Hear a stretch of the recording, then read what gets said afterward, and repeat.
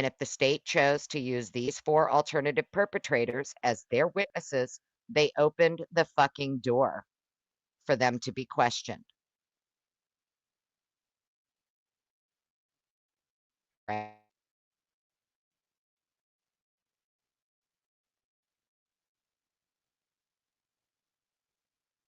So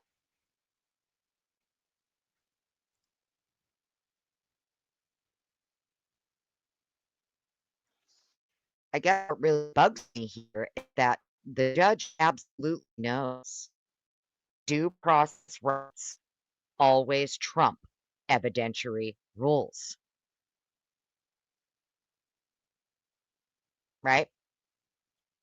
So why the fuck is Hippler here in the end, at the end of all of this, tossing out everything that the defense presented, knowing damn well the defense was presenting the state's own case in chief and the state's own witnesses and the state's own exhibits, lab reports, all of it regarding these alternate perpetrators. And Hippler's trying to say, well, sorry, rules of evidence say it's inadmissible, it's irrelevant, speculation, and I'm not going to let it in, right? So violated the due process right of the defendant in favor of rules of evidence. Am I reading that right? Is that correct?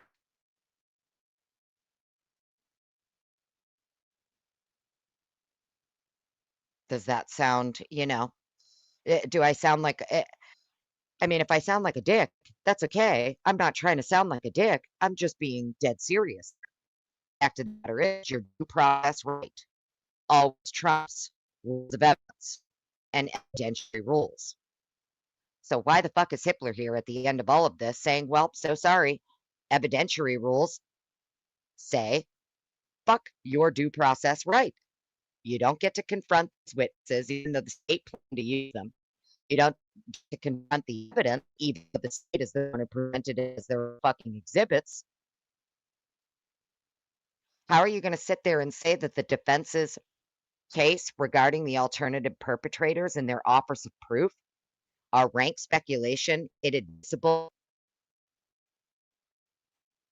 highly objective, when it's the state's case in chief?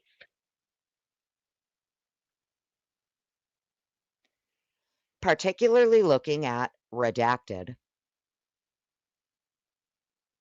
the defendant next points to 3 lab reports merely reflect as a part of redacted cooperation with the investigators, he voluntarily submitted a DNA sample and fingerprints. Tellingly, the defendant fails to note that the ISP forensic lab eliminated redacted's DNA from the crime scene. Oh, did you know?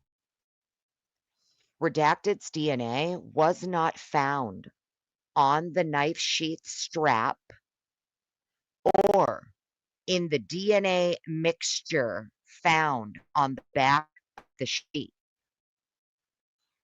Saber BP Lab Report 4, Exhibit S1. See States Exhibit S1, Lab Report 4.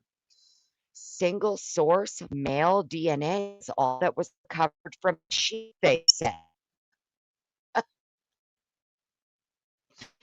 Really now? You sure about that?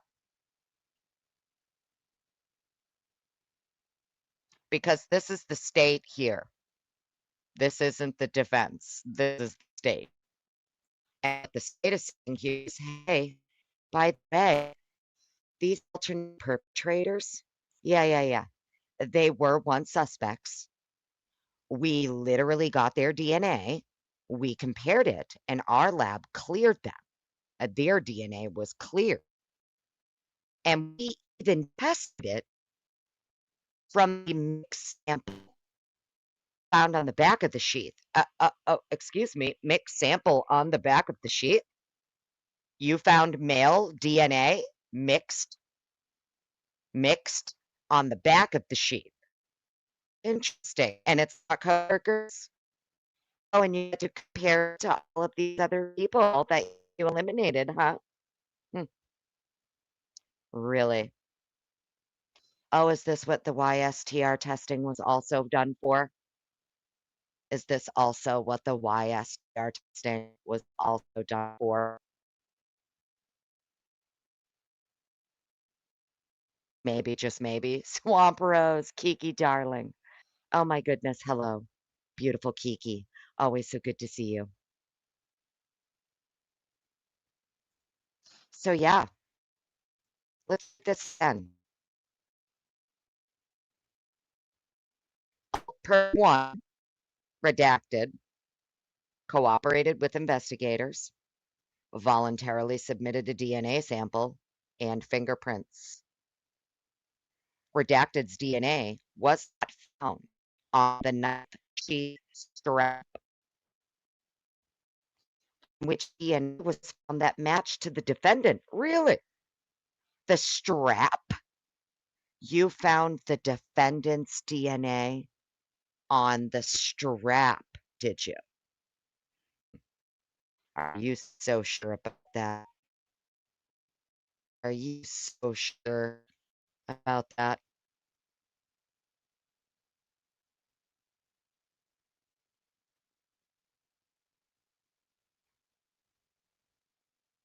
I thought you found his DNA on the inside button snap,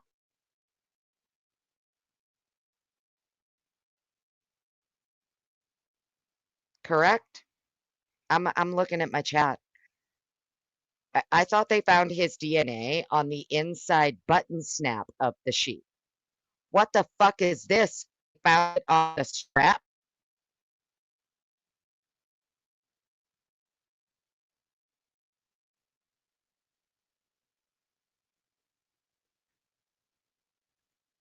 So which is it? They said inside button snap, right? Trace DNA lab is in here. Where? Oh my goodness, Miss Audrey Cakes, beautiful darling. Where the hell have you been? We've all missed you so much. I was literally just asking about you yesterday. It's so good to see you, honey. I hope you're doing well and taking care of yourself. I miss you, Detective Mowry, inside my belly button. Hi, Audrey, honey. So good to see you. So yeah, okay, so interesting. So according to the state here, this redacted alternate perpetrator, their DNA was not found on the sheath strap like the defendant's DNA was, nor was this alternate perpetrator's DNA in the mixture that was found on the back of the sheath. There is another man's DNA mixed in with victim DNA on the back of the sheath, and it's not fucking Kohberger's. We were told it was only single source mail located on the sheath, correct? And we never heard nothing about the strap. It was the inside button snap. Hella, I just saw your comment. The link to this actual document, I did put it in the description of the video, but hang on, hon, I'll put it in the chat for you right now. That if anybody wants to fucking follow along, they can. This just became unsealed, I think yesterday, maybe today at some point. I don't know. It may have been there yesterday and I just missed it, but there you go. There's the link for it. Correct. There is mixed DNA on the back of the sheet. These 4 alternative perpetrator males had their DNA compared to the male sample that was pulled from the mixed sample. So they pulled a male profile from that mixed sample. And according to the state, these 4 alternative perpetrators were all cleared by the lab because the lab made sure that their DNA didn't match this DNA from the back of the sheet.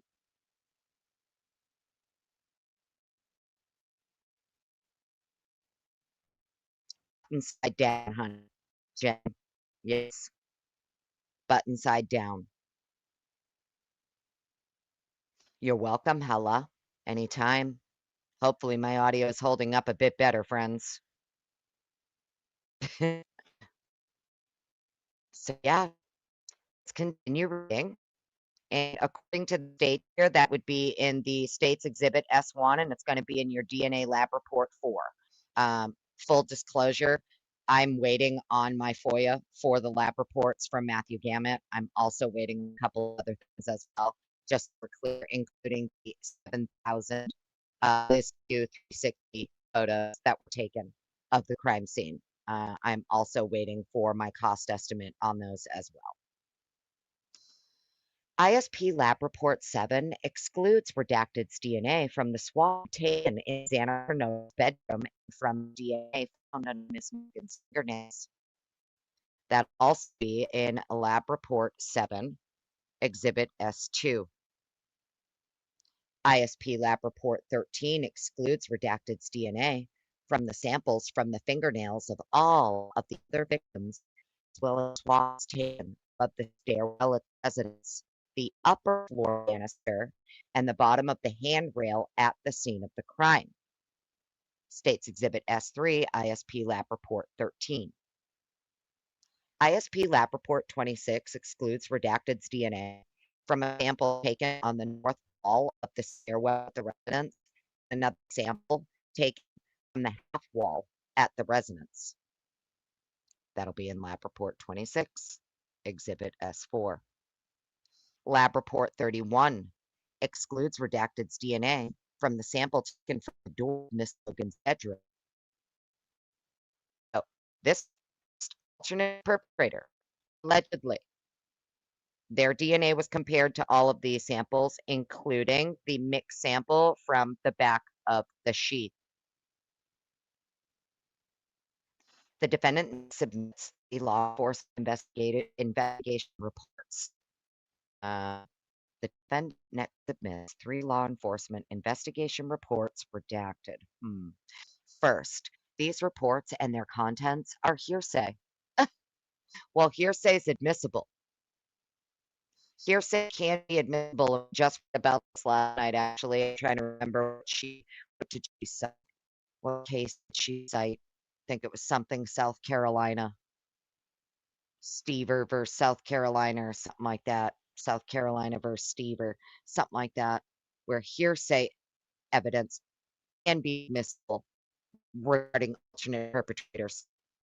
I'm blanking. I don't give you the wrong information.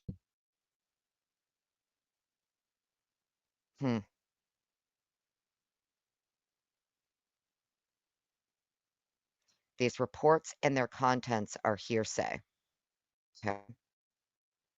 That said, they demonstrate is that Dad affirmatively reached out to law enforcement investigators and voluntarily cooperated with them, including providing his DNA.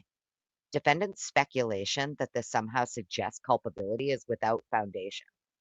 3 law enforcement investigation reports. That said, all these reports demonstrate is that redacted affirmatively reached out to law enforcement investigators and voluntarily cooperated with them, including providing DNA. I wonder if this is Joe Waller.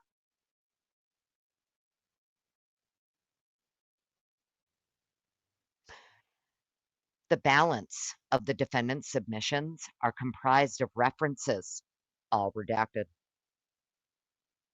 In sum, the state respectfully submits that the defendant's submissions regarding redacted do not even rise to the level of mere inferences he could have committed the crimes, much less evidence, direct or circumstantial, linking him to the actual perpetration of the crime.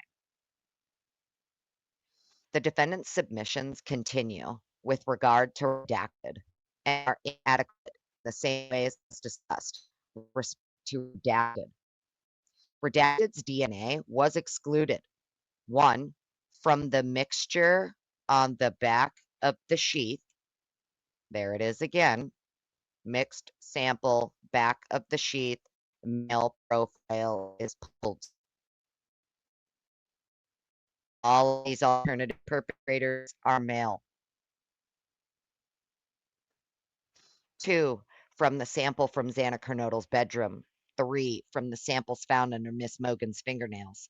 4, from the fingernails of all the other victims. And 5, swabs taken above the stairwell at the residence, the upper floor banister, and the bottom of the handrail at the scene of the crime.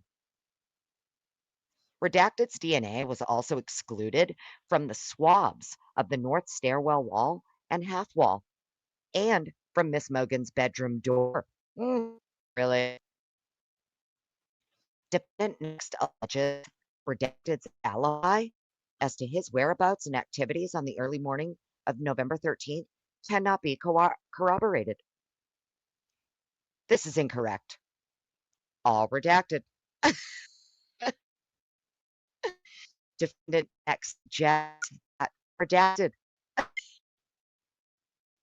This is not probative of a connection between redacted and the crimes. As he did with redacted, defendant then cites, quote, many tips that redacted should be considered suspect. Really? Many tips that redacted should be considered a suspect. So defendant Kohberger is citing, quote, many of these tips that this person should be considered a suspect. Ooh, I wonder which tips those are. Wonder who this is. As I did with redacted, defendant then cites many tips that should be considered. Many tips that redacted should be considered a suspect. Yet there is no evidence of any tip, which would be hearsay anyway, in the defendant's filing, other than statements attributed to redacted. Oh, okay. No evidence of any tip, huh? Sure. Sure, there's no evidence of any tip. Oh, maybe it might be that tip that Anne happened to oopsie poopsie surprise, look at this, we found this motherfucking tip. Mm, mm. Maybe it's that one.